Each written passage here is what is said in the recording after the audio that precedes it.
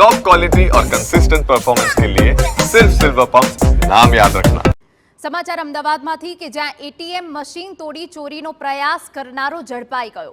Odhav ring road bridge નજીક એટીએમમાં ચોરીનો પ્રયાસ કર્યો હતો। બેંકના એટીએમની ડિસ્પ્લે તોડીને ચોરીનો પ્રયાસ કર્યો હતો। કેશ પેટી તોડવાનો પ્રયાસ નિષ્ફળ જતા ચોરી કર્યા વગર જ આરોપી જતો રહ્યો। સીસીટીવીના આધારે પોલીસે રાજસ્થાનના આરોપીની ધરપકડ કરી। પૈસાની જરૂર હોવાથી ચોરીનો પ્રયાસ કર્યો હોવાની આરોપીની કબૂલાત।